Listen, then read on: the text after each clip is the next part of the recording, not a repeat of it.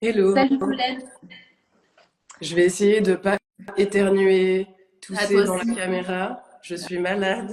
Ah, t'inquiète, ici aussi, là c'est la cata. Tu vois, là je suis chez moi. C'est-à-dire qu'en général, si je suis là, c'est qu'il y a au moins un des deux enfants qui est malade. Et moi c'est pareil, j'entends pas grand-chose, je suis bien enrhumée. Parfait. Ouais, On va faire comme si on était au top, alors qu'en fait on est burn-out. ouais, c'est ça. L'année commence trop bien, quoi. Donc, Violaine, je Et suis là, ravie de te recevoir je ici. fais très rarement des lives. Excuse-moi, pardon, je t'ai coupé. Non, vas-y, continue. Et il y a vraiment genre 53 personnes qui regardent ou c'est juste des gens qui ont... Non, souvent c'est ça. Après, tu vois, je pense qu'il y aura toujours des personnes qui vont se connecter, se déconnecter ou quoi. Mais en gros, c'est toutes les personnes qui sont en train qui attendent de connaître ton parcours, voilà, qui veulent en savoir un petit peu plus sur toi.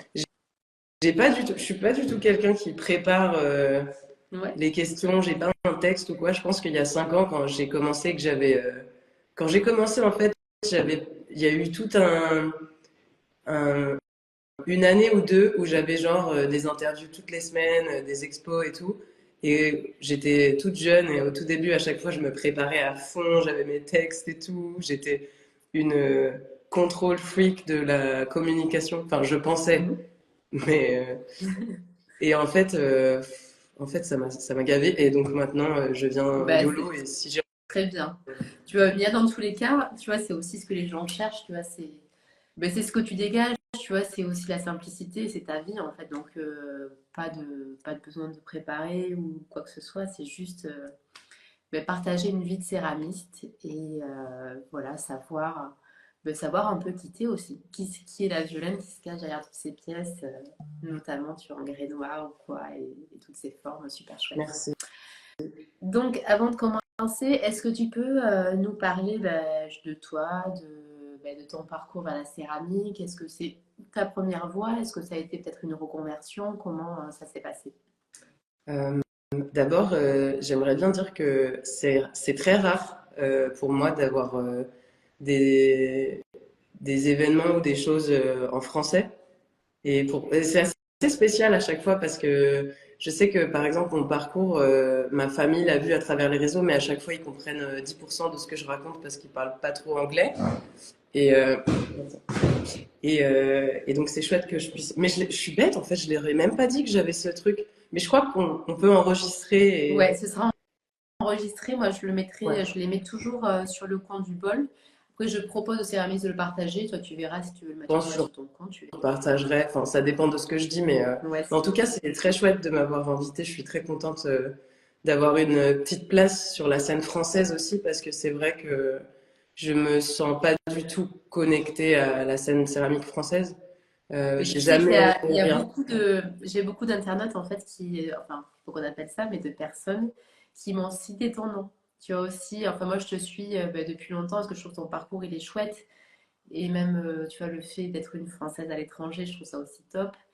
Et, euh, et en fait j'ai eu ton nom, souvent je demande à qui est-ce que vous aimeriez recevoir dans les prochaines interviews et je pense que j'ai dû voir, je sais pas, tu as dû être cité au moins une dizaine de fois. Donc tu vois, Ouh, waouh, donc, tu as ta place sur la scène française de la céramique. merci. Ouais, c'est vrai que je suis allée très rarement dans des endroits liés à la céramique en France. Enfin, quelquefois. C'est vrai que souvent, il y a des gens qui me disent bonjour, qui me reconnaissent, et ça fait un peu des situations bizarres parce que moi, je me prends pas pour. Enfin, je veux dire, ma mini notoriété, entre guillemets, elle existe que sur Internet, mais je vais pas dans un endroit en me disant salut les gars. Alors, enfin, voilà. Et du coup, quand je me rappelle notamment d'une fois où j'étais avec mon père, on était en Seine-et-Marne, dans un mini bled à côté de Bourron-Marlotte, enfin un truc paumé. Il y avait un petit marché de potiers tout paumé. Il y a genre 3 céramistes qui m'ont reconnu. Et en fait, la fierté que j'ai eue, c'est qu'il y avait mon papa. Et mon père, en fait, il comprend pas Instagram et tout. Et je disais, mais regarde, papa, il y a des gens qui connaissent mon travail.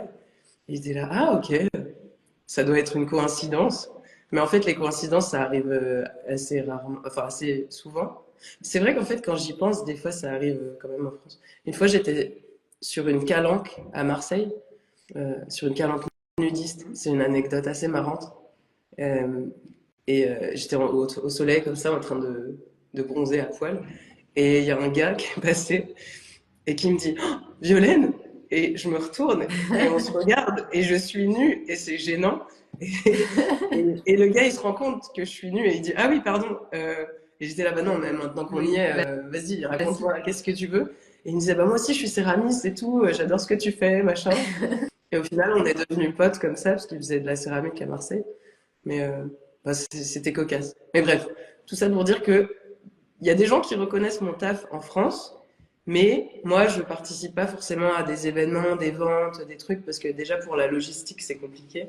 D'envoyer des machins comme ça, c'est pas possible. Laisse tomber. C'est C'est vrai déjà que fait, mais pour l'emballage et tout, c'est vrai que ça va être une question, ça. Ouais. Comment tu fais pour emballer ça? Ouais.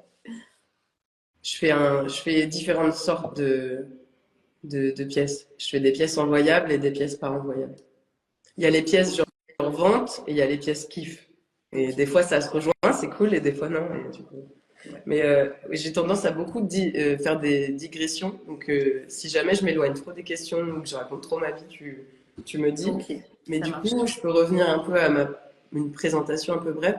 Est-ce que tu peux me dire combien de temps à peu près on a pour que je En sache gros, les interviews, elles durent 30 minutes à peu près. Ok, Donc là, c'est pas mal, tu vois, ça permet de te dégrossir, de faire un petit tour. Et t'inquiète, si tu vas trop loin, je coupe. Tu vois, d'accord, je te dirai. d'accord. Donc, ouais, toi, comment est-ce que t'en es, comment est-ce que t'en es arrivé à la céramique? Comment tu t'es formé? Est-ce que tu as suivi une école autodidacte? Pas du tout. Comment J'ai t'as pas fait? suivi, enfin, pas du tout. J'ai pas du tout suivi un cursus céramique en tout cas. Euh, tu m'entends? Ouais, c'est Ok. bon. J'ai fait une école de design produit. Donc j'ai une licence et un master d'une école publique à Orléans, ville la plus fun de France, RPZ, Jeanne d'Arc, toi-même tu sais. Et non, c'était une chouette école. En fait, on touchait pas mal enfin, il y avait plein d'ateliers. Il y avait atelier métal, bois, il y avait céramique aussi. Il y avait pas des tours. Et c'est beaucoup la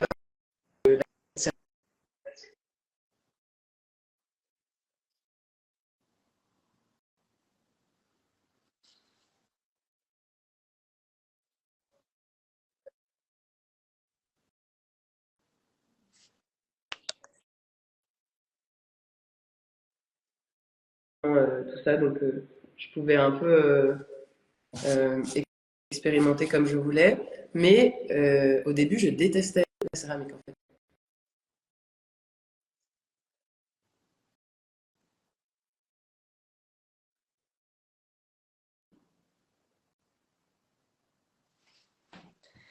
Alors,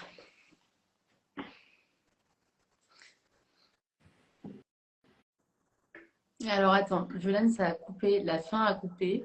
Essaie de reparler pour voir si je capte. Est-ce que tu es sûr que toi tu captes bien toujours ou pas?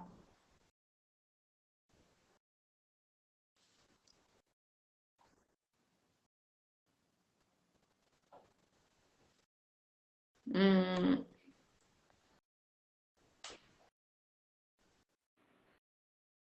Mais je suis sur quel oui.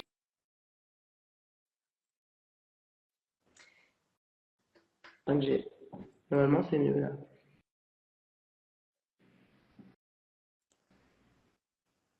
on va voir. Là, tu captes, on va voir. Je t'entendais bien au début.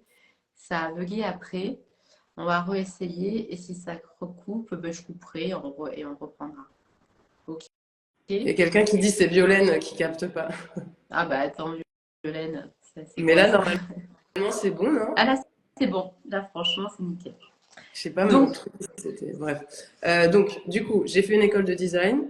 ouais, Au début, on avait des cours enfin, de poterie, mais on faisait du coulage de porcelaine dans des moules. Je détestais ça. Je détestais. On avait des cours de modelage aussi, mais hyper encadrés, avec des deadlines hyper courtes. Fallait mesurer des trucs avec des chiffres et tout. Enfin, horrible.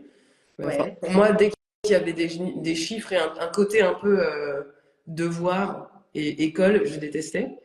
Et, euh, Et dès que j'arrivais pas à faire un truc beau dès le départ et que j'avais des critiques, je lâchais l'affaire. Donc ça n'a pas trop marché au début, ça m'a gonflé. Et en fait, dans cette école, je faisais plein de stages. À chaque fois que j'avais des vacances, on n'était pas obligé, mais moi j'avais envie de faire des stages. Donc j'ai fait des stages de vannerie, de soufflage de verre, J'ai pas fait de stage de céramique, Ouais, vraiment, tu mais savais pas, quoi. C'était vraiment le truc. non, mais je pense que dans ma tête, la céramique, c'était la porcelaine coulée au moule. Et moi, ça me disait pas trop de faire des moules. Je détestais faire des moules. C'était beaucoup trop. Euh, Ça demandait beaucoup trop de rigueur pour moi. Et, euh, et du coup, un jour, j'ai fait un stage en Hollande, à Eindhoven, dans un truc qui avait rien à voir avec la céramique, avec une designer qui faisait des fournitures avec du textile et tout. Non, pas des fournitures, du mobilier, pardon. Mon français est pas très très bien. J'habite le Paris. Bref. Et donc, je suis allée là-bas. Je parlais pas un pet d'anglais. Et en fait, à côté de mon studio, il y avait une femme qui avait un atelier de porcelaine colorée dans la masse. Et, euh, et à chaque fois que j'avais une pause déjeuner ou le soir après mon stage, j'allais dans son studio, je la regardais. Je pouvais pas parler avec elle parce que je parlais pas anglais. Du coup, c'était un peu bizarre. Mais elle me montrait des trucs, elle m'expliquait des trucs et tout. Et en fait, de voir une femme auto-entrepreneuse qui avait son atelier, qui gérait son emploi du temps, qui avait ses commandes et tout, enfin, ça a changé ma vie vraiment parce que je me suis dit, mais en fait, moi aussi, je veux faire ce métier-là.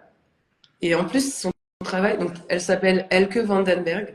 Alors, aujourd'hui, c'est à l'opposé vraiment de l'esthétique que moi j'ai développée, mais sur quand j'ai découvert son travail, ça m'a touchée parce que c'était des trucs tout pastel avec des dessins botaniques, des trucs trop mignons que j'avais jamais vus en céramique.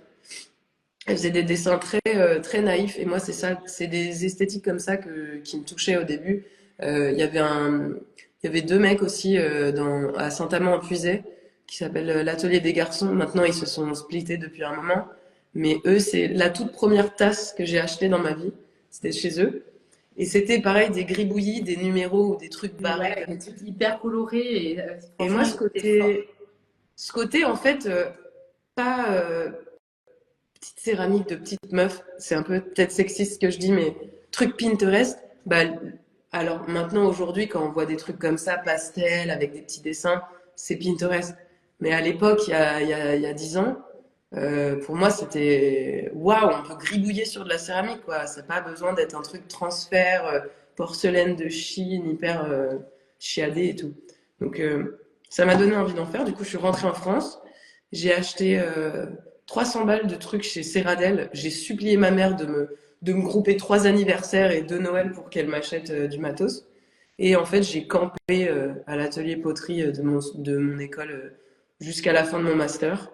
Et en fait, ce qui me plaisait encore plus que de faire de la céramique à l'époque, c'était d'expliquer aux nouveaux étudiants Ouais, comment? où se trouvait chaque truc. Et en fait, vraiment, et je me rappelle, enfin, Virginie, la personne qui gérait l'atelier, elle m'avait un peu pris en mini assistante, quoi.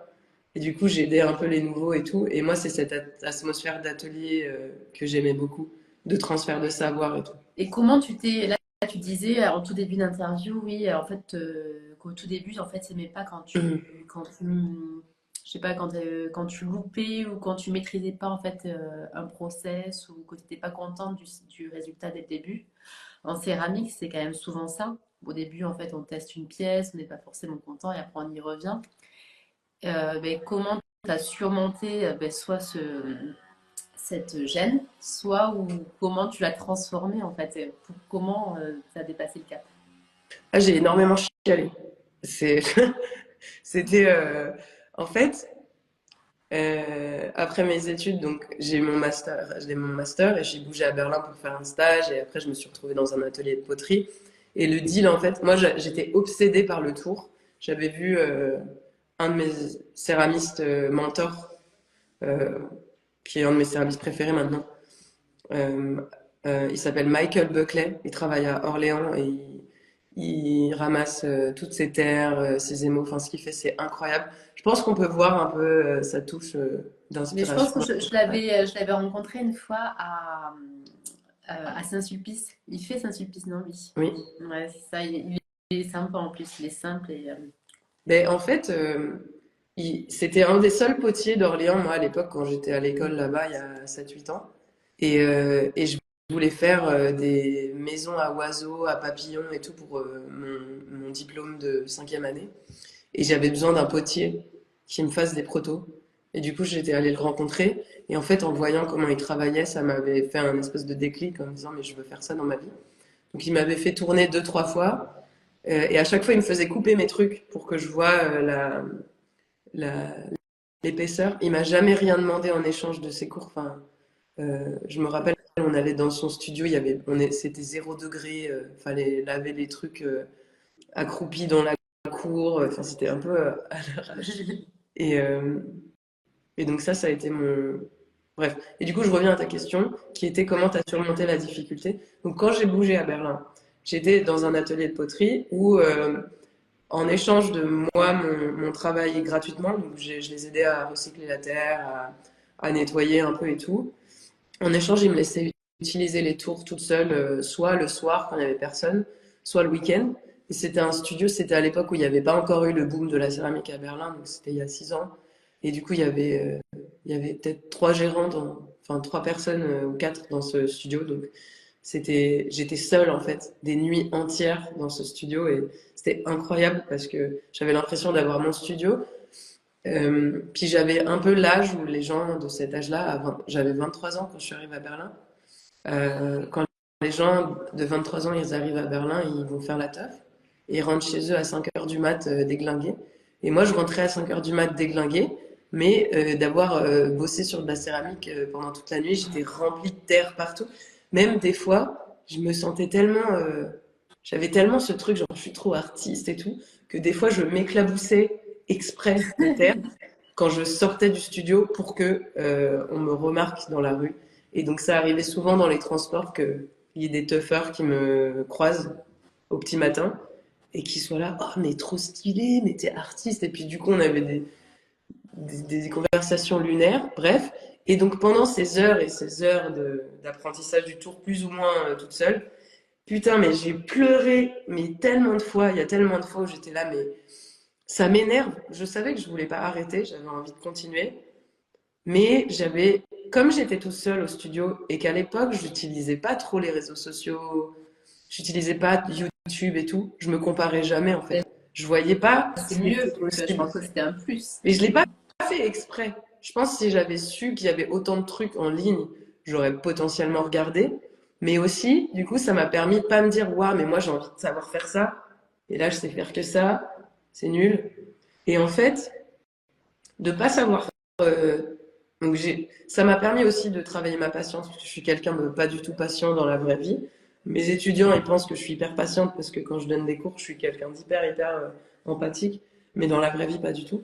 Et ça m'a appris la patience parce que en fait, au bout d'un moment, j'en ai eu marre de chialer et de m'énerver Oui. parce que mes trucs ils marchaient pas.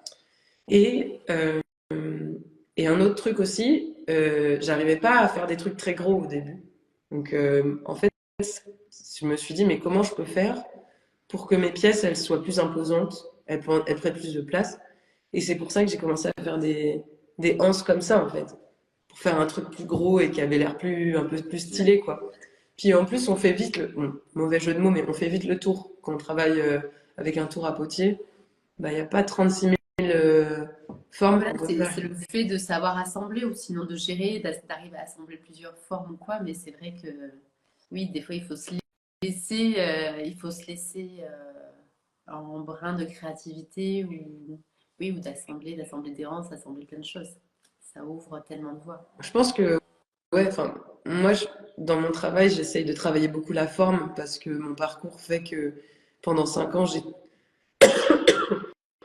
j'ai pensé vraiment à la fonction d'un objet, à comment on le déplace, on le touche, on l'utilise et tout. Mais il y a des gens qui travaillent beaucoup plus, par exemple, la texture, la couleur. Moi, j'arrive pas à combiner les deux. J'aime pas combiner les deux. C'est-à-dire que quand je vais faire un truc un peu plus texturé ou un peu plus en contraste. Bah, par exemple, je sais pas si j'ai des exemples là. Là, par exemple, j'ai des pièces que j'ai fait enfin, à la cuisson au bois. Ouais. Et bah, déjà, par rapport au procédé, on peut pas faire des anses parce que sinon ça se pète.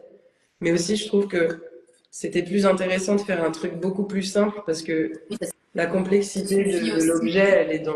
elle est dans le rendu de l'émail, la complexité qui en Et c'est sort. pour ça que je travaille avec du noir parce que pour moi, c'est la, la teinte qui donne le moins d'infos, qui va le moins euh, perturber Ouais, l'in- le jeu ou quoi. l'appréhension de l'objet en fait. Ok. Et donc justement, ouais, tu disais, donc tu as commencé, tu sortais, tu te prenais un peu pour une artiste et tout. Toi aujourd'hui à Oh, Berlin, je sortais pas du tout par oui, contre. tu sortais de l'atelier et tout, Lana.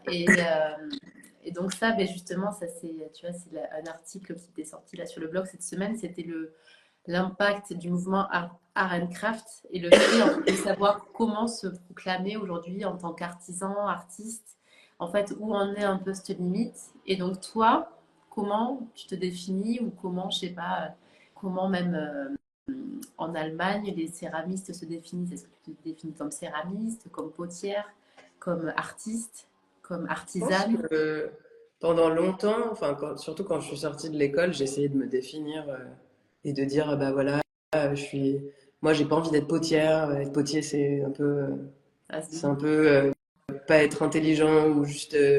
Enfin, j'avais une vision assez snob du truc, mais de par mes études en fait et mon bourrage de crâne que j'avais eu pendant 5 ans où on nous dit qu'en fait les designers c'est ceux qui sont intelligents et les autres c'est un peu des faiseurs, quoi. C'est des les gens. faiseurs. Et donc j'étais là, non mais moi je suis designer, je suis ceramic designer. Et, et en fait ça a dérivé de plus en plus et maintenant je me définis comme artiste parce que déjà, tout simplement, je fais pas seulement de la céramique, je fais aussi du dessin. Enfin, euh, enfin, je fais plein de différentes formes j'utilise différents médiums et j'ai pas envie d'être enfermée dans un terme qui, plus tard, par exemple, si un jour je me dis mais j'en ai marre de la céramique, j'ai toujours envie d'être considérée comme une artiste. Je pense que j'en aurai jamais marre de la céramique, C'est pas de mais la après, tête. je pense que le label aussi qu'on utilise, c'est beaucoup les autres qui doivent le définir, pas. Enfin, quand il en vient à notre métier en termes de créativité, je sais pas comment les gens me définissent, s'ils me définissent comme potière, comme artiste, Oui, je pense qu'il y a deux comme visions. prof. Il y a la vision en fait que les autres auront de toi, de ton travail. Donc là, ils vont se dire, ah voilà, peut-être que c'est plus artiste parce qu'il y a ce travail de forme. Mais il y a aussi toi, comment est-ce que toi, tu as envie de te présenter aux autres, tu vois? Bah, ça dépend. Moi, je pense que d'un côté, je suis prof parce que merci. J'aime bien quand les gens ils écrivent des petits mots. Oui, il y en a Euh, plein qui disent, alors, je les lis pas forcément, mais après, tu vois, il y en a plein qui mettent, ah, trop bien. Et puis tout à l'heure, tu reprendras, je pense qu'après, quand tu reprends le live, c'est écrit. Mais tu vois, les gens, ils sont pas avares de petits mots gentils souvent. Euh, je sais plus ce que je voulais dire. Ouais, je donne énormément de classes de tours et de terre noire. Je fais des workshops à l'étranger aussi où j'enseigne comment faire des théières, par exemple. Donc, je pense que les gens me voient aussi comme une prof, ouais, enfin, moi, je me vois plus comme une artiste. Ok. C'est quoi pour toi, c'est quoi aujourd'hui pour toi être céramiste à Berlin? Alors, tu n'as jamais été céramiste en France et tu Pardon. connais pas trop la céramique en France. Je vais chercher un thé, je reviens. Ok, vas-y.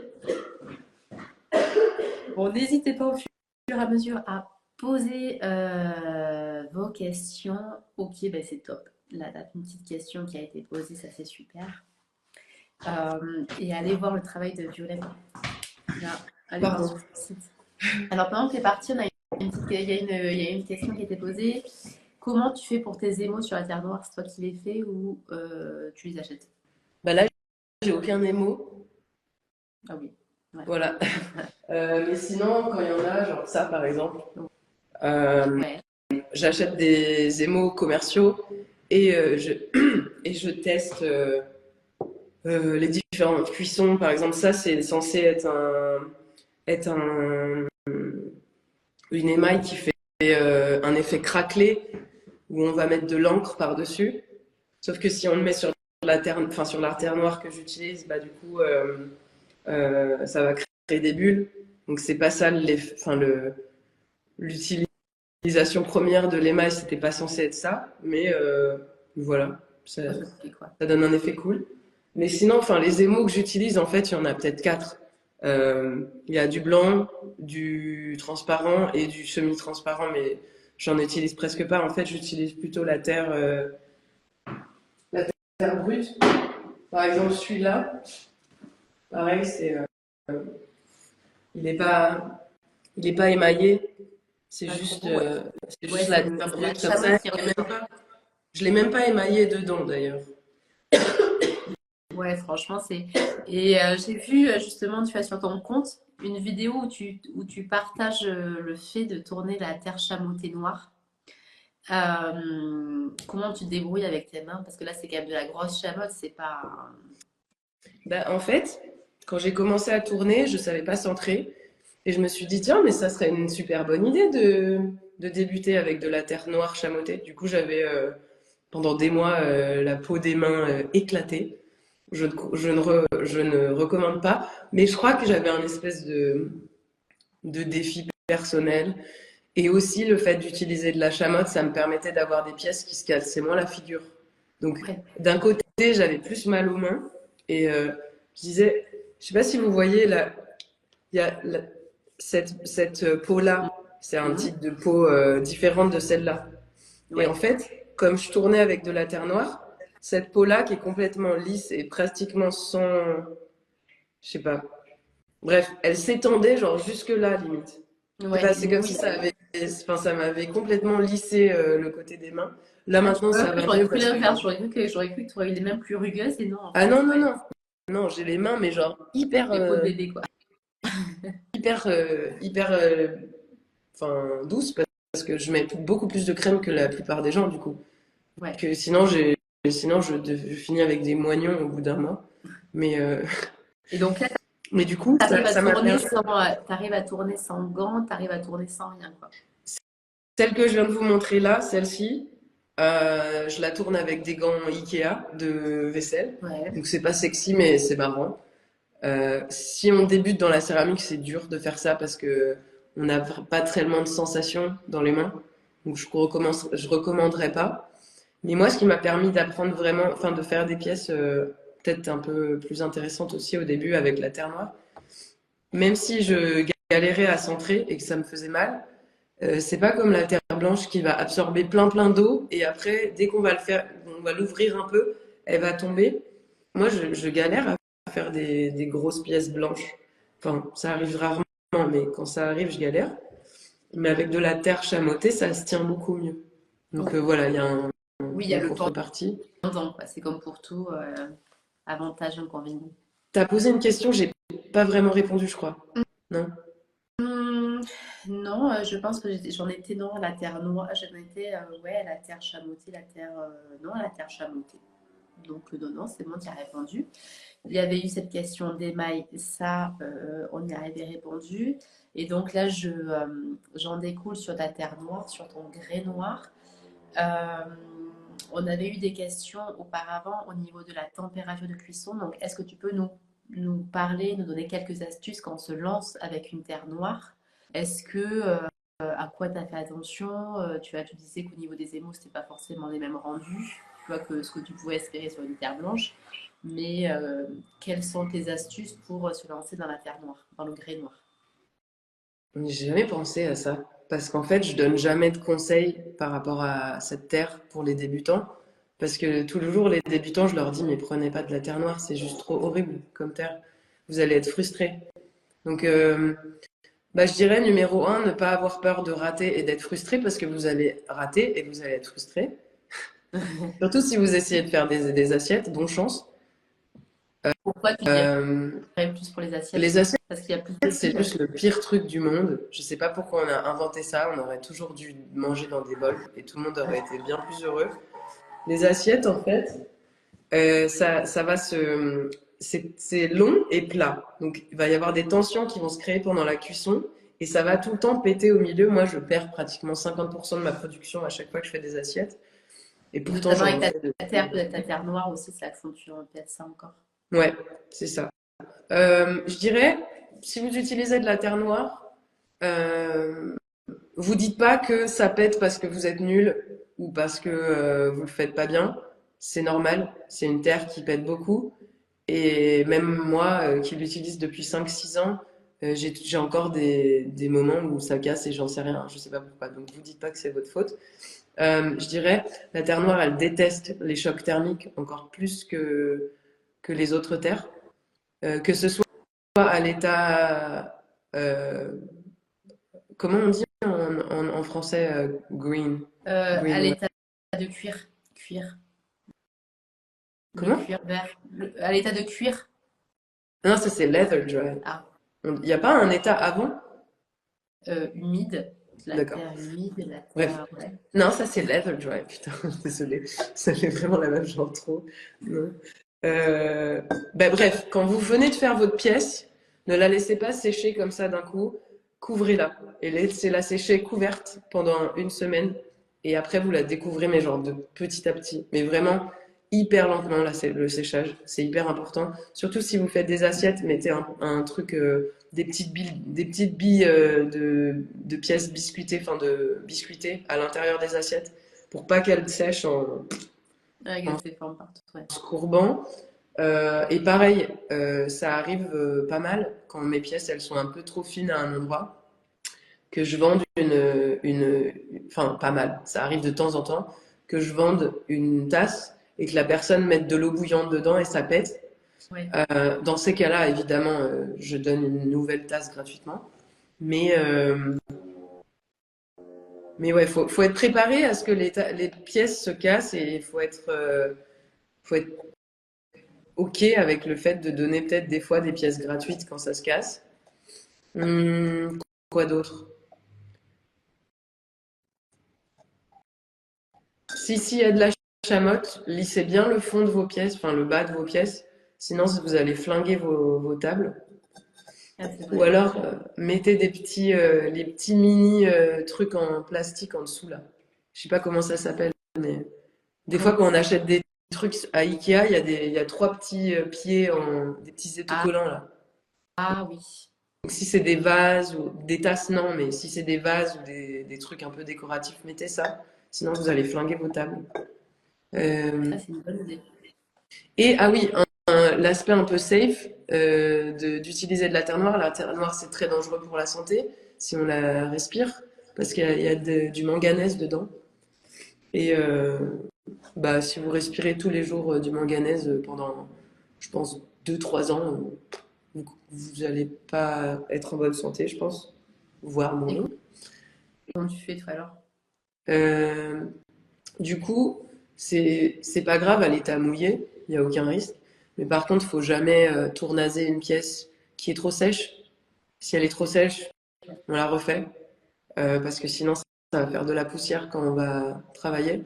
Ou alors si vraiment vous voulez tournaser un truc qui est trop sec, mettez un masque. Mais en vrai, souvent on perd plus de temps à vouloir réparer un truc qui est un peu foireux que de le refaire entièrement. Euh, voilà. Moi, j'ai une politique dans mon studio, jamais comment on dit, sanding. Euh, Jamais, jamais de, je sais pas, moi je parle très mal anglais, de ventilateur, de bouche d'air. non, je ponce jamais mes pièces, que ce soit à l'état cru ou biscuité. Enfin, je ponce jamais. Euh, Hyper dangereux de poncer parce que pareil, vous respirez des trucs. Merci, ponçage. Si tout le monde est là, ponçage, ponçage, ponçage. Si jamais il y a quelqu'un d'autre dans la pièce, il va respirer la poussière de manganèse et donc non, niche goutte. Du coup, moi, quand il y a vraiment quelqu'un qui me dit non mais je veux trop poncer et tout, c'est avec un masque. dehors, assis, hors du studio. Et ce qui est bien aussi, c'est de mettre un seau Ah d'eau ouais, qui en attrape. dessous. Ouais. Comme ça attrape les particules de poussière. Mais vraiment, faites attention. Quand vous manipulez la terre aussi, mettez pas vos mains sur le visage, dans la bouche, tout ça. Moi, pareil, je mange et bon, là, je suis en train de boire, mais parce que je suis pas en train de travailler, mais j'évite de boire ou de manger dans Ah, dans c'est l'espace du studio quand je travaille. Et laisser aucune. Mais ça, en fait, ça, non, c'est logique. Mais laisser aucun truc textile sale aussi. Tout doit être lavé oui. tout le Oui, parce temps. qu'au final, tu as la poussière ici. Mais alors, on a pas mal de questions donc là-dessus. La première question, c'était je suis débutant, je travaille avec la Terre Noire. Tu m'as beaucoup inspiré par ton travail. Pourquoi est-ce que tu déconseilles de commencer par la Terre Noire? Euh, Après, je déconseille pas. En vrai, moi, j'ai commencé par la Terre Noire, donc ce serait hypocrite de dire ne commencez pas par la Terre Noire. Mais pour faire des pièces, par exemple, vous n'allez pas garder juste pour vous entraîner à centrer et que c'est purement pour apprendre. Je vous conseille prendre une terre blanche qui va qui va se comporter à la cuisson de manière plutôt régulière et du coup ça va vous permettre de comprendre un peu les bases en fait de la cuisson et de Oui, de ah ne bah pas si c'est rajouter trop d'autres fin. paramètres qu'on maîtrise moins, quoi. Oui, je Mais vois bien. après enfin, moi j'ai appris la terre noire, j'ai toujours fait ça et j'ai eu mon truc. Je dirais juste que la terre noire c'est pas très bon pour la santé et la mienne, il y a de la chamotte dedans et je pense que pour qu'elle se pète pas trop, il faut qu'il y ait de la chamotte dedans. Et c'est pour ça, autour, c'est pas facile parce que Autour, c'est la misère. Enfin, machin, ouais. ça ponce un peu. Et alors, en modelage, mais c'est pire. En Ah, je modelage, pensais euh, pas, tu vois. ben, moi, en vrai, moi non plus au début. Et en fait, à chaque fois que je donne des cours au modelage, le modelage, c'est une technique qui prend plus de temps.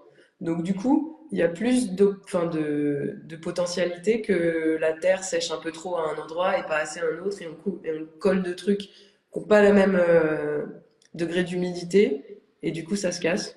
Ou alors, souvent quand les gens sont débutants, ils font des trucs hyper épais avec des mini anses. Et en fait, quand il y a trop d'irrégularités dans l'épaisseur de l'objet, la terre noire, elle va beaucoup moins pardonner que la terre blanche. Mais si jamais vous êtes amoureux de cette terre et que vous la trouvez trop belle et c'est ça qui vous donne envie de tourner ou de faire de la céramique, mais allez-y, allez-y. Bon, je continue les questions. Je reprends pas les compliments. Tu les diras après. Donc les autres questions, c'était ouais, tu avais évoqué le fait que ça fissure souvent plus pour les assiettes. Est-ce que tu penses que c'est à cause du coefficient à cause de la pose de l'émail qui crée une tension trop importante? Oui. Est-ce que ouais, c'est souvent ça. Mais souvent, la terre noire, en fait, comme elle est noire et qu'elle est spéciale, on va pas émailler à l'extérieur. Parce qu'on va la laisser un Mm. peu brute comme ça. Et du coup, on va émailler qu'à l'intérieur. Moi, c'est ce que je fais avec la plupart de mes pièces. Et en fait, ça crée des tensions parce que il y a plus de tension à l'intérieur vu que l'émail est juste posé à l'intérieur. Donc, ça pète. Mais il faut juste essayer. Et moi, quand on me commande un vase, par exemple, j'en fais trois ou quatre. Oui, t'es Je prête sais à ça. que ça va, Tu ça peux dégainer le vase, quoi. je dégaine le vase.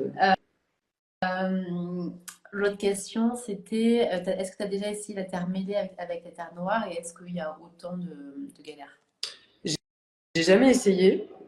Euh, ouais, ouais, voilà. J'ai tendance à m'exprimer souvent sur des sujets que je connais pas, donc aujourd'hui je vais pas le faire. Ok. Et dernière question qu'il y avait eu, c'est tu l'as cuit à quelle température ta terre noire? Alors, je la cuis à 1210.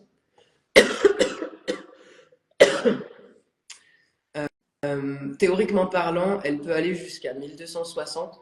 J'ai jamais essayé parce que j'économise l'énergie et j'économise l'argent, mais potentiellement on peut.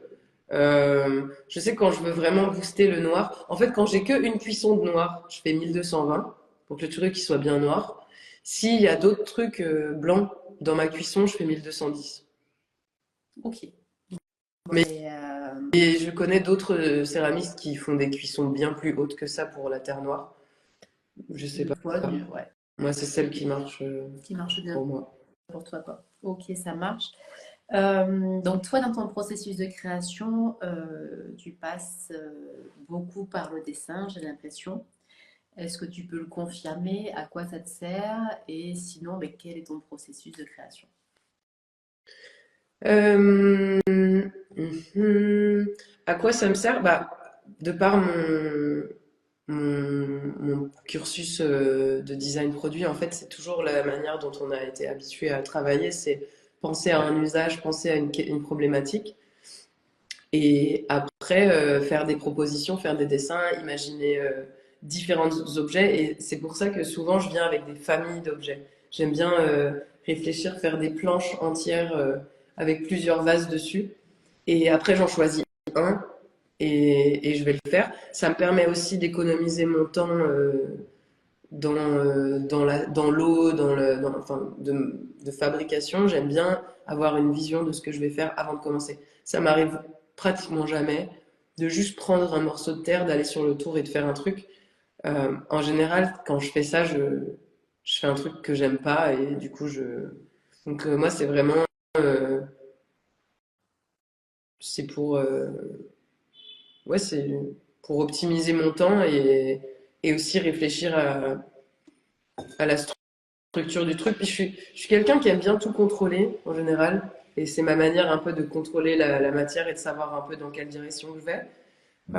Et le dessin aussi, pour moi, c'est quelque chose qui est très lié à mon... Je sais pas trop comment dire, mais j'ai aussi tout cet univers un peu dans la scène tatou. Je sais pas, peut-être je vais me mieux expliquer. Oula, je peux même plus parler. Alors, j'essaie de repartir sur une nouvelle phrase. Euh, je pense pour moi le début de quand j'ai commencé à dessiner, bah, c'était quand j'étais gamine, mais adolescente, je dessinais énormément et aussi parce que je pensais à mes futurs tatouages. Et le tatouage pour moi ça a été toujours un truc qui m'obsédait j'ai eu mon premier tatouage à 16 ans et j'ai fait chier ma mère pour qu'elle me paye mon premier tatou et tout et je lui faisais plein de propositions de dessin. Alors heureusement elle a un peu tempéré parce que sinon j'aurais eu les pissenlits qui s'envolent avec des petits oiseaux là, Oui, des signes infinis dégueux. Enfin, non, sans offense, hein. Si vous avez un signe infini, grand bien vous fasse. Vous oui, très bien. fasse, je sais pas si on dit ça. Ouais, c'est ça. Bref, mais j'aurais eu un truc qui aujourd'hui me correspond pas. Et, euh, et voilà, et en fait, je dessinais principalement pour ça. Aussi parce que j'étais en spé art plastique et du coup, j'avais un peu ce truc de je suis trop artiste, je fais de la peinture, tout ça, tout ça. Et aujourd'hui, quand je fais des croquis, il m'arrive souvent aussi de reprendre mes croquis et d'en faire des peintures. Parce que la peinture, c'est mon hobby. En fait, comme mon hobby à la base, c'est devenu mon taf, ben, j'ai plus d'hobby. Et du coup, tout ce que je fais dans ma vie, c'est tout le temps en rapport avec la céramique et des fois, c'est un peu trop. Et parce que j'ai toujours l'aspect financier derrière la tête. Et même si je fais une céramique où je me dis celle-là, je vais pas la vendre, bah, au, au, à la fin, je finis toujours par me dire ah non, mais en fait, il faudrait que je la vende. Mais avec la peinture, non. Enfin, moins en tout cas. Oui, parce que Mais là, tu as réussi à le garder, finalement, oui, c'est ton loisir, quoi. Et c'est ouais, important, c'est je pense. ça. Mais là, attends, je vais juste te montrer 2 secondes. J'ai j'ai tout un mur comme ça de C'est dessins trop bien. au studio. Donc, bon, il y a aussi des théières de mes élèves et tout. Mais quand je disais, par exemple, des familles d'objets, tu vois, je fais des trucs comme ça, où il y a plusieurs variations. Et voilà. Et après, j'en choisis un. Bon, des fois, il y a des trucs, tu vois, genre ça, non, par exemple. Mais voilà. Ou sinon, pour des trucs un peu plus, comment dire, tableware, genre pour la cuisine, bah, je fais aussi des théières, des petits pots comme ça. Ça, c'est les gros vases que je fais d'habitude. Là, Oui, j'en ai fait trois. ça, c'est un peu tout ton processus de recherche, même pour arriver à mener ta forme, parce que toi, t'aimes la forme, tu passes quand même par plusieurs croquis, plusieurs, par exemple, dimensions au niveau de tes anses, voilà, de ces anses qui sont vraiment notables, tu vois, et c'est en son cercle, tu vois, c'est aussi avec ce dessin-là que tu vas te dire, ah ben je vais, c'est là que je vais définir un peu le diamètre. Est-ce que justement, tu vois, je mets un ou deux cercles? Est-ce que j'en mets qu'un? Et quelle proportion est-ce qu'il va prendre par rapport à ma pièce? Je dirais, c'est là où je vais mettre mes attentes sur le papier, mais après, toujours, quand je fais le truc, je change les plans parce que des fois, il y a des trucs qui sont bien trop gros, ou alors des fois, quand en fait, je fais ce que je voulais faire sur le papier, c'est moche, donc il faut tout le temps réadapter un peu l'idée qu'on a eue, mais moi, ça me permet de. En fait, au lieu de me limiter, ça me donne plus de possibilités. J'arrive plus Ok. à réfléchir. Je reviens donc sur une première question qui avait été, sur laquelle on n'a pas répondu. C'est qu'est-ce que c'est aujourd'hui être céramiste à Hum. Berlin? Euh, c'est une question très vague, hein. Hum, je dirais ça a changé. J'ai l'impression d'être une vieille conservatrice, là. Quand je suis arrivée, c'était un peu free, comment on dit? Un peu la cour de récré, quoi. Il y avait champ libre. Il y avait, je sais pas, il y avait peut-être 4 studios, 5. Et c'était des petits studios. Et du coup, je pense que c'est ce qui m'a permis aussi de me démarquer assez vite et, et d'avoir de la visibilité assez vite et en fait de trouver des clients et d'avoir une genre de petite notoriété comme ça parce que il y avait le champ libre. Peut-être aussi parce que j'ai beaucoup travaillé et que ce que je faisais c'était singulier, mais je pense que c'est aussi parce que je suis arrivée au bon moment et je me suis entourée des bonnes personnes. Euh, Aujourd'hui, euh, il y a eu notamment la crise du Covid en 2020. Et en fait, pendant ce temps-là, la plupart des studios à Berlin, ils essayaient de se débrouiller en vendant des céramiques ou en vendant des kits de céramique notamment. Donc moi, j'ai jamais fait ça parce que ça me faisait chier. En plus, l'idée d'aller acheter des kits euh, bon marché et de les revendre le double, Mais t'avais pas envie. bah, je sais pas, je trouvais ça un peu malhonnête. Après, je sais que je vais me faire des ennemis là si je dis ça, parce que la plupart des céramistes qui m'écoutent, je pense qu'il y en a plein qui ont fait ça. Et en même temps, d'un autre Là, je t'en côté, fous. Après, c'est aussi ta façon de voir les choses, tu vois. Chacun non, mais fait je pense son que truc. aussi on a tous eu en fait besoin de. Ben, on avait tous besoin de payer un loyer, quoi. Et en fait, c'était tellement dur. On pouvait. La plupart des céramistes comme moi qui donnaient des cours, ben, on était vraiment dans la merde parce qu'on pouvait plus donner de cours.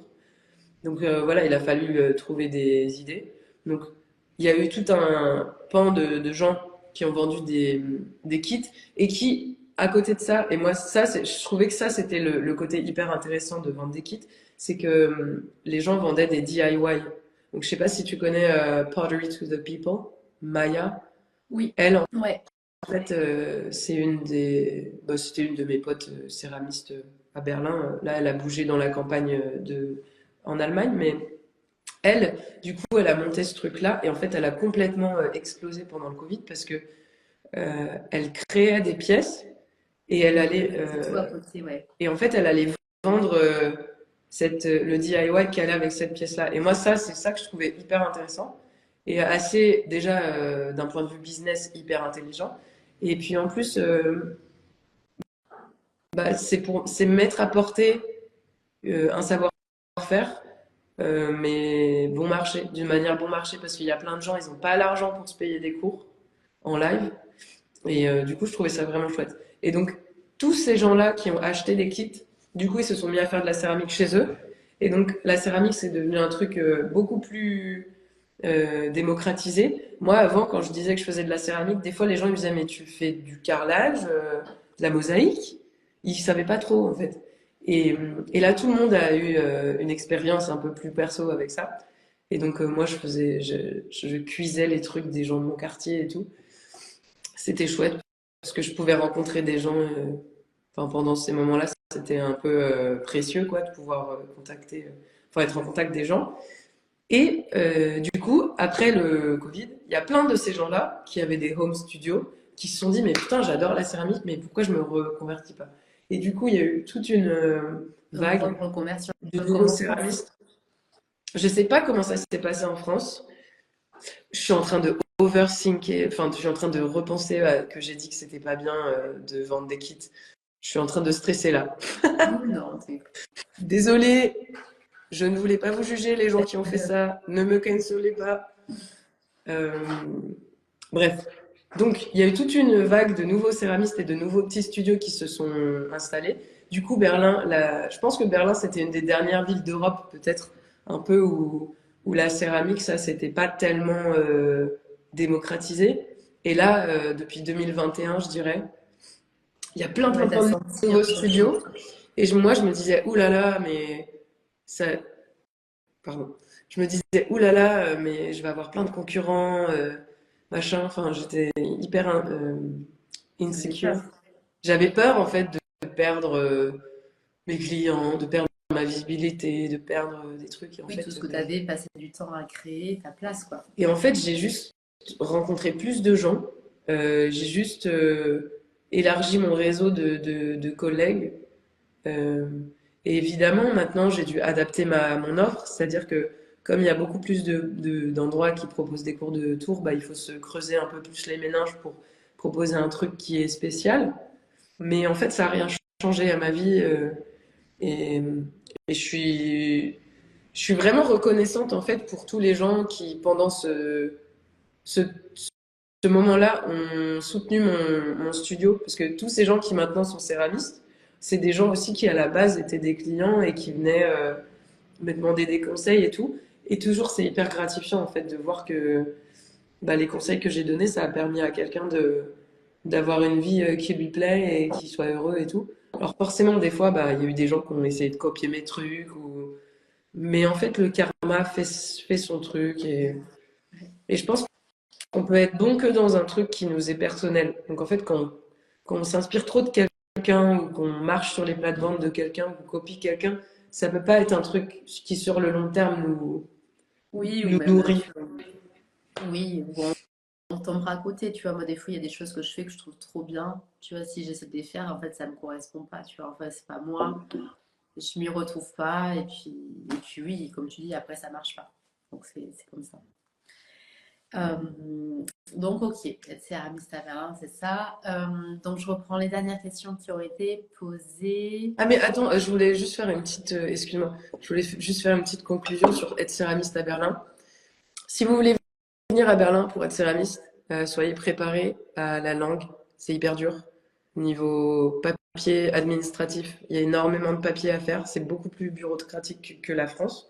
Donc il va falloir avoir un peu d'argent pour payer soit un traducteur, soit apprendre l'allemand. Il faut parler couramment anglais. Moi, quand je suis arrivée, j'étais une piche en anglais et j'étais en galère. Donc, au niveau de la langue, c'est dur d'être céramiste à Berlin parce que je suis française. Mais si j'étais allemande, ce serait plus facile. Mais je pense que aussi le fait que ça marche pour moi à Berlin, c'est parce que je suis pas allemande et que du coup les gens se disent Ouais. exotique. Enfin bon, je suis française donc. Mais je sais pas, il y a ce côté aussi expatrié. Les gens ont envie de Ouais, participer à l'aventure un peu. Mais je dirais que Berlin, en règle générale, en tant que n'importe quel artiste, pas juste céramiste, c'est un endroit où les gens sont beaucoup plus ouverts à échanger des savoir-faire ou à échanger, par exemple, tiens, j'adore ton vase, je te donne un bijou en échange ou un truc comme ça. C'est beaucoup plus démocratisé à Berlin qu'en France. Euh, les artistes collaborent énormément et il n'y a pas des contrats à faire, des trucs, des machins. On s'approche sur Insta et j'adore ton truc, ça te dit qu'on collabore, vas-y, on se fait un café la semaine prochaine et bam, ça se fait. Ça, c'est un truc mais que j'adore. Tout mon corps, je l'ai entièrement tatoué que avec des céramiques que j'ai données. C'est rare les tatouages où j'ai dû payer déjà parce que j'avais jamais les moyens. Mais c'est vraiment une ville qui permet d'expérimenter artistiquement. Et ça, c'est bien. au niveau des ailes, des statues que tu as, donc il n'y a pas d'aide. Et des statuts, c'est quoi? T'as des statuts comme nous, alors autant, je sais plus si on dit auto-entrepreneur ou quoi, mais est-ce que c'est comme, Ouais. c'est un peu le même statut C'est que vous avez, vous? c'est la même chose qu'en France. Je pense que théoriquement parlant, je pense que je pourrais avoir des aides si vraiment je faisais les démarches, sauf que de un, je parle pas du tout assez bien pour savoir où me renseigner, pour savoir.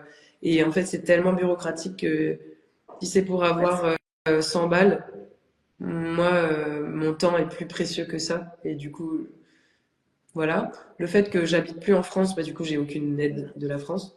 Donc, depuis que je suis à Berlin, j'ai touché l'aide Corona. Donc ça, c'était un truc État-providence incroyable. En mars 2020, tous les entrepreneurs de Berlin, on a tous touché 5000 € à ne pas rembourser. Juste 5000 balles comme ça. Ça m'a permis de pas fermer boutique et de pouvoir oui, ça continuer amortissait, ouais, ton loyer et à tout, payer le quoi. loyer et tout. Donc c'était incroyable. Mais sinon, à part ça, j'ai pas reçu d'aide pour créer mon studio ou quoi. Et là, mon statut, c'est auto-entrepreneur. Donc à la base, il y a le statut Kleinunternehmer, et ça, c'est petit entrepreneur, où on va pas payer de taxes et où on va pas payer la TVA. Mais je crois que Rien. c'est un peu la même en France. En dessous Euh, de 17 000 par mois, par oui, an. tu paies pas, alors je suis pas très très douée là-dedans, tu vois, mais oui, en France, tu paies pas t'impactes pas la TVA sur ta facture, mais par contre, tu dois quand même reverser certaines TVA chaque mois, quoi. Ok, Je bah, c'est pas pareil en crois, Allemagne. non, je sais pas de la TVA, mais on va mettre de côté, hein, tu vois, je suis pas très douée Et sinon, là-dessus. là, moi, maintenant, je paye la TVA, donc je suis plus petit entrepreneur. Mais du coup, la TVA, c'est plus de frais pour mes clients. Mais moi, ça me permet d'investir plus Oui, de dans récupérer ta mon TVA. studio. Mais nous, c'est pareil. Nous, c'est les impôts. En fait, tu as quand même des impôts. Quand tu es auto-entrepreneur, tu payes quand même des impôts et toi aussi. Oui. Hein. Non, moi, tout va aux îles Caïmans. Non, je rigole. Trop maligne, la fille, quoi. Je gagne pas assez pour faire de l'évasion fiscale, malheureusement. Et donc, justement, voilà, les charges à l'URSSAF, vous avez raison, c'est des charges qu'on paye à l'URSSAF en France. Est-ce que tu vis de ton activité aujourd'hui? Est-ce que tu vis de la céramique? Oui, oui, je mange, je bois, je vis céramique, je dors céramique, je fais tout céramique. Je vis de la céramique, oui. Et j'ai eu la chance. D'ailleurs, je veux pas oublier ça. Euh, Il y a un programme que j'ai fait quand je suis arrivée à Berlin qui m'a vraiment sauvé la vie et j'aimerais le partager avec des gens, enfin avec tout le monde ici parce que c'est pas assez connu en fait.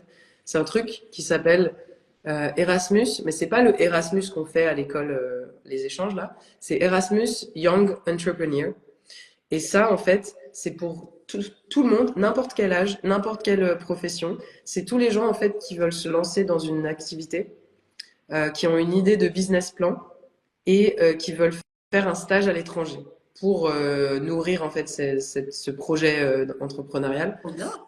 L'entreprise n'a pas besoin d'être créée déjà.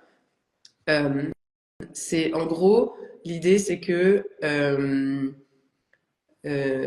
c'est payé par la Commission européenne et donc faut faire un dossier et en fait enfin sur la plateforme on trouve une personne qui nous prend en stage à l'étranger. Donc là, bah, par exemple moi quand je suis venue à Berlin, j'ai fait un j'ai fait un stage avec une céramiste, une designer de porcelaine à Berlin. Et donc elle s'est portée garante comme host, enfin comme hôte, et Mhm. moi comme stagiaire. Et donc, on a fait tout un dossier. Donc, ça a mis plusieurs mois d'échange avec la plateforme. Mais ça m'a permis, en fait, pendant 6 mois, de toucher 800 € par mois. Ouais, c'est pas mal. Donc, je sais que maintenant, ils ont coupé à 3 mois. Ils ont restreint les budgets C'est parce trop que bien. bon, c'était il y a 6 ans. Mais, euh, mais là, je sais qu'avec ma nouvelle stagiaire, on est en train de faire cette démarche-là pour qu'elle puisse avoir ce truc-là. Et en fait, ça m'a permis, pendant 6 mois, pendant les mois de mon stage et là où j'apprenais le tour dans cet atelier-là où où je travaillais gratos, ben en fait, ça m'a permis de pas avoir besoin de me dévier de mon activité de céramique et de pouvoir ne pas prendre de job à côté et vraiment être 100% focus là-dessus. Et donc, je conseille à tout le monde de faire, enfin, d'essayer en tout cas, de faire ça si vous avez vraiment un projet Bah, d'entreprise. c'est un super plan, tu vois, je connaissais pas du tout ça. Avant de te poser la dernière question, je reprends juste une question. Alors, il y a un mec qui t'adore et qui aimerait bien faire des stages avec toi et tout. Donc là, moi, je te conseille de contacter Violette en message privé, comme ça, vous verrez comment vous pouvez faire. Euh, oui, on avait une question par rapport à l'atelier. Toi, nous, on est quand même assez contraints au niveau des déchets, des bacs de recyclage et tout en France. Vous, comment vous faites, comment tu fais toi dans ton atelier? Est-ce que tu as aussi un bac de recyclage, des contraintes là-dessus, ou est-ce que c'est plus light qu'en France? Je sais pas comment c'est en France. Nous, on va dire que les Allemands, c'est pas un modèle de flexibilité absolue. Ils sont très stricts aussi sur beaucoup de choses et notamment tout ce qui est, vient à l'environnement. C'est aussi un truc que j'apprécie ici. Euh, du coup, moi, ce que je fais à l'atelier, c'est que bah, j'ai très peu de déchets parce que je recycle toutes mes terres. Et après, mon eau qui est un peu bouillasseuse là, Ouais, je la laisse décanter. Donc, toute l'eau qui est liquide, je la mets dans mon évier. Donc là, on parle de la terre hein, pour l'instant, je ouais. parle pas des émaux. Donc l'eau qui est claire, je la mets dans l'évier. J'ai fabriqué un système de filtration maison. Si jamais ça vous intéresse, j'ai fait un réel il y a l'année dernière, je crois, ou il y a 2 ans. Donc si vous checkez un peu mes réels, vous Ah, allez oh, trouver. je le relayerai. Tiens, je vais me le mettre, hein, je le Après, poste c'est sur le pas podcast. hyper détaillé, mais je montre quand même que voilà, j'ai Exactement. acheté une boîte, j'ai mis des boîtes dedans, j'ai mis des tubes et Ok. basta. Et du coup, donc, et le truc un peu tout bouillasseux là, j'ai fabriqué un bac en plâtre, ok, Ouais. avec des petits murs comme ça. Donc le truc, il fait genre, bah, je peux pas le faire entièrement Ouais. dans mon téléphone, mais genre un truc comme Ok. ça, 20 centimètres de haut, il est profond. Et j'ai acheté un plateau roulant. Comme ça, je pose mon truc en plâtre. Et toute ma bouillasse, là, je vais la foutre dans mon truc en plâtre. Je la laisse sécher. Et après, je peux la scrape. Et je la mets à la poubelle. Bien. Ah, c'est une trop bonne idée, Ou ça. alors, Ouais, c'est vrai. si la terre, elle n'est pas mélangée et il n'y a pas des trucs aussi d'épongeage du sol et tout dedans, vous pouvez aussi la, enfin, là, je vais pas vous montrer parce que c'est un peu le Ouais. bordel dans la cuisine, mais en gros, voilà, mais je Ouais, pourrais aussi montrer. Je vais en faire un aujourd'hui, d'ailleurs, avec ma stagiaire, un truc en plâtre. Donc peut-être je pourrais le montrer dans ma story dans quelques temps. ouais. Mais faites un truc en plâtre, vous laissez sécher l'eau que vous voulez pas, vous pouvez pas mettre ni dans l'évier ni dans la poubelle. Laissez-la un peu sécher. Mettez-la à côté d'un radiateur ou dans un endroit où c'est pas trop voyant, comme ça c'est pas trop Ouais. moche. Et pour les émaux, pareil, j'ai un bac où je laisse décanter tout. Dès que l'eau elle est claire, je balance juste l'eau dans l'évier et toute la partie émail mélangé dégueu, euh, j'ai des j'ai des seaux dans le sous-sol. J'ai un sous-sol assez grand, c'est assez cool parce que je peux entreposer des trucs. Et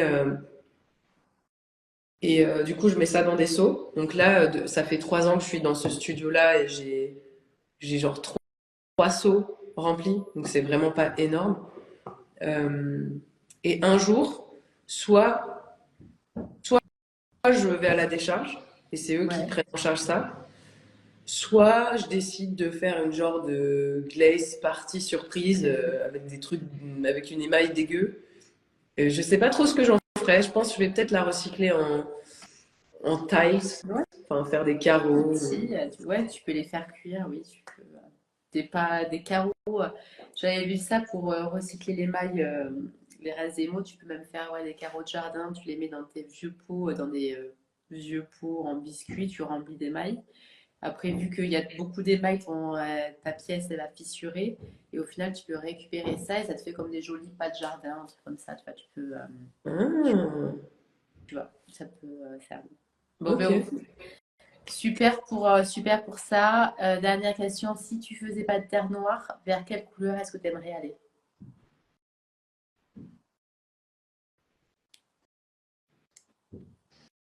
Avec d'ici, on pourrait mettre Paris en bouteille. Oui, expression de grand-mère, mais moi, c'est un peu ma Madeleine de Proust, les petites expressions comme ça. Euh, Bah, je ferais un truc blanc, je pense.